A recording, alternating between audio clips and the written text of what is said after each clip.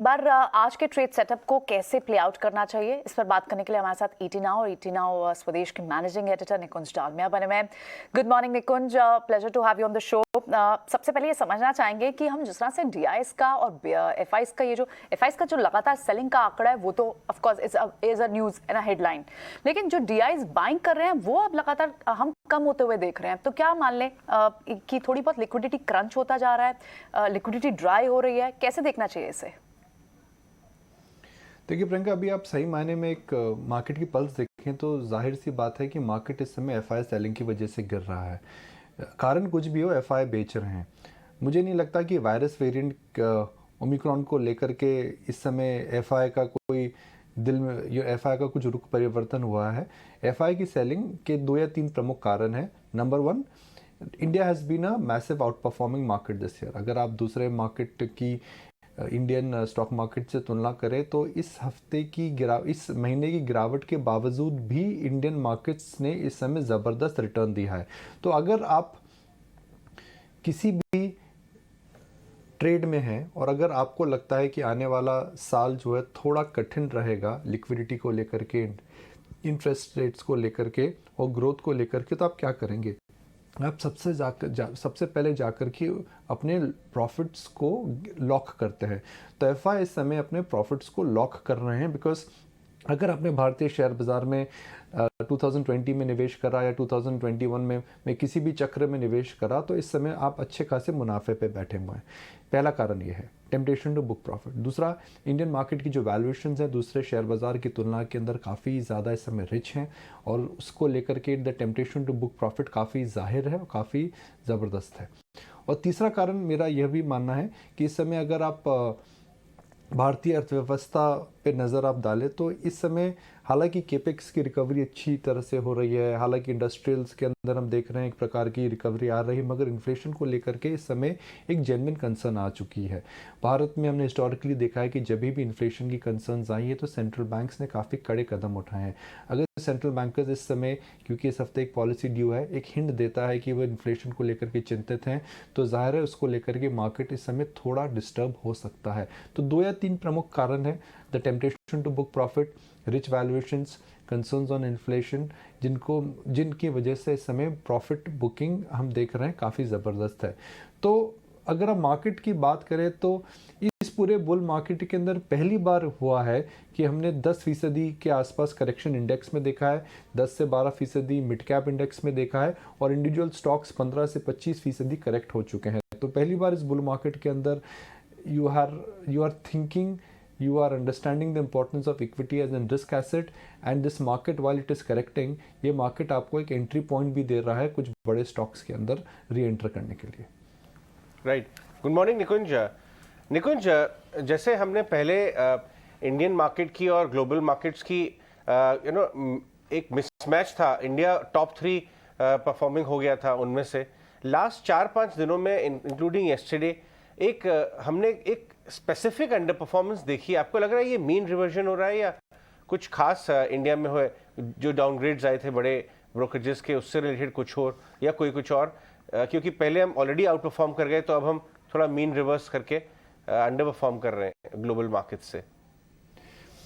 देखिए, डेटा जो है ना अजय, उसकी खास बात यह है कि आप उसको अपने हिसाब से जज कर सकते हैं।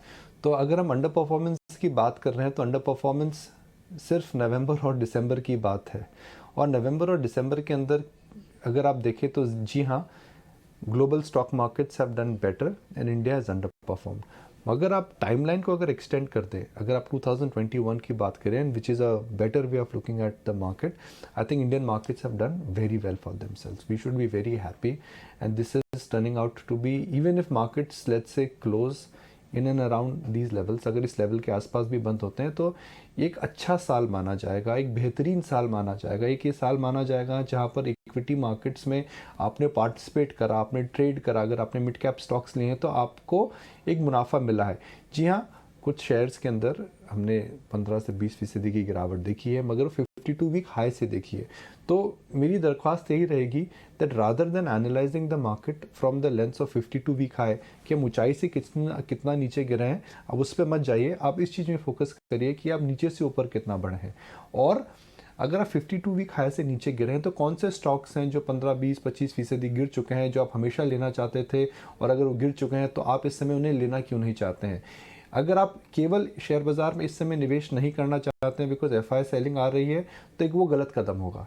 एफआई सेलिंग हो सकता है और आए, हो सकता है नहीं आए, ये बोलना बहुत मुश्किल है बिकॉज इसका पैटर्न किसी को समझ में नहीं आएगा।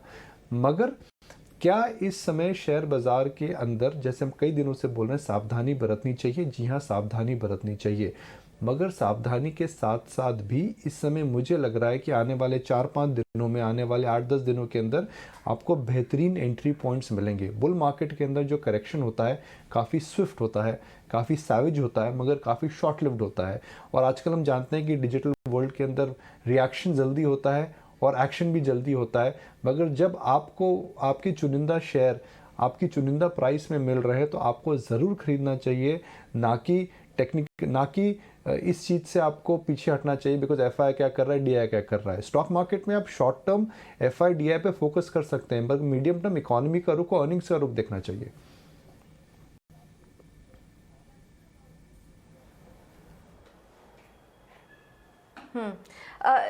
लेकिन इस बीच जो ओमिक्रॉन को लेकर जो अपडेट्स आ रहे हैं कि अब दुनिया भर में बात की जा रही है कि ये ज़्यादा खतरनाक नहीं है और इससे डरने की ज़रूरत नहीं है, आपको क्या लग रहा है? बहुत जल्दी हो गई कह रहे हैं, क्योंकि हम देख रहे हैं कि एक तरफ केसेस भी इस चीज़ को लेके बढ़ रहे हैं मार्केट्स में। क्या इसका इम्पैक्ट पूरी तरह से दिख चुका है और अब ओमिक्रॉन का डर, ओमिक्रॉन की वजह से अब मार्केट्स को एटलीस्ट डरने की ज़रूरत नहीं है? आप इसको किसी और तरीके से देख रहे हैं? देखिए, पिछले 2 साल में हमने क्या सीखा है कि भले ही वो फर्स्ट वेव हो या सेकंड वेव हो या ओमिक्रॉन हो, सावधानी हमेशा बरतनी चाहिए। सावधानी इसलिए बरतनी चाहिए बिकॉज़ ये वायरस जो है, हम जानते हैं कि एक बार अगर स्प्रेड इसका चालू हो जाता है तो इसका जो स्प्रेड है वह काफ़ी ज़बरदस्त होता है और काफ़ी प्रभावशाली होता है। तो कोई इस समय बहुत संक्षिप्त रूप में या अथॉरिटेटिव रूप में नहीं क्लैरिटी दे पा रहा है कि इसका जो स्प्रेड होगा किस प्रकार से होगा और इसका जो स्प्रेड होगा उसका इम्पैक्ट कितना ज़्यादा होगा। मगर जो लोग विशेषज्ञ हैं और जो लोग मेडिकल फर्टिनिटी से इस समय संपर्क रखते हैं, जो कि वायरस को समझते हैं, उनसे जब मैंने बात करी, और ये मेरी राय नहीं है, चैनल की राय नहीं है, उनका ये मानना है कि initial evidence is suggesting that the spread will be higher, कि ओमिक्रॉन के नंबर्स बहुत ज़्यादा आएंगे मगर इन टर्म्स ऑफ इम्पैक्ट इसका जो इम्पैक्ट है वह ज़्यादा नहीं आएगा। तो शेयर बाज़ार, मुझे नहीं लगता है कि अगर स्प्रेड आएगा और इम्पैक्ट कम आएगा, अगर हेल्थ कंसर्न्स नहीं आती हैं, अगर मोर्टेलिटी रेट्स नहीं आती, तो शेयर बाज़ार ज़्यादा चिंतित नहीं होगा। तो इस समय क्या ट्रेड करना चाहिए? देखिए, शेयर बाज़ार जो होता है, मैं हमेशा बोलता हूँ कि शेयर बाज़ार can be heartless and that is the nature of the stock market. जब सेकेंड वेव आई थी तो हम हिंदुस्तान में हॉस्पिटल्स में ऑक्सीजन की शॉर्टेज हुई थी, काफ़ी कठिनाई हुई थी, मगर शेयर बाज़ार में क्या हुआ, जो कंपनीज ऑक्सीजन सिलेंडर बनाती थी, जो ऑक्सीजन गैस बनाती थी, उनके स्टॉक्स ऊपर जाने लगे। तो इस समय शेयर बाज़ार में ये जो अनलॉक ट्रेड है, वो लॉकडाउन जो अनलॉक ट्रेड है, उसके अंदर हम देख रहे हैं कि काफ़ी रिवर्सल आ रहा है। इंडियन होटल 250 का 180 हो गया है, इंडिगो के शेयर नीचे आ चुके हैं, आईआरसीटीसी के शेयर को मार पड़ी है, कुछ फैशन रिटेल्स के स्टॉक नीचे आए हैं, बैंक्स को मार पड़ी है, खास करके फिनटेक और रिटेल फेसिंग बैंक्स। तो जो ट्रेड है मेरे हिसाब से वो ये है कि कुछ दिनों के अंदर हमें स्पष्ट पता लग जाएगा कि ओमिक्रॉन का प्रभाव कितना है। तो अगर इसका प्रभाव ज़्यादा नहीं होता है तो मुझे लगता है कि पोस्ट 15 दिसंबर एक बार फिर से अनलॉक ट्रेड को रिविजिट करना चाहिए, भले हॉस्पिटैलिटी स्टॉक्स हों, इंडियन होटल जैसी बड़ी कंपनियां हो, ट्रैवल की कंपनीज हो, एविएशन की कंपनीज हो या फैशन रिटेल हो। Thank you so much Nikunj for this analysis. तो 15 दिसंबर तक, यानी एक वेट एंड वॉच की भी स्ट्रैटेजी तब तक प्ले आउट हो जाएगी और उसके बाद अच्छे स्टॉक्स की सिलेक्शन पॉसिबल है। And yes, FIIs and DIs की इस बाइंग एंड सेलिंग लगातार जारी रहते हैं, लेकिन लॉन्ग टर्म होराइजन के लिए, इन्वेस्टमेंट के लिए आपको बेहतरीन स्टॉक्स अपने पोर्टफोलियो में ऐड करते रहना होगा।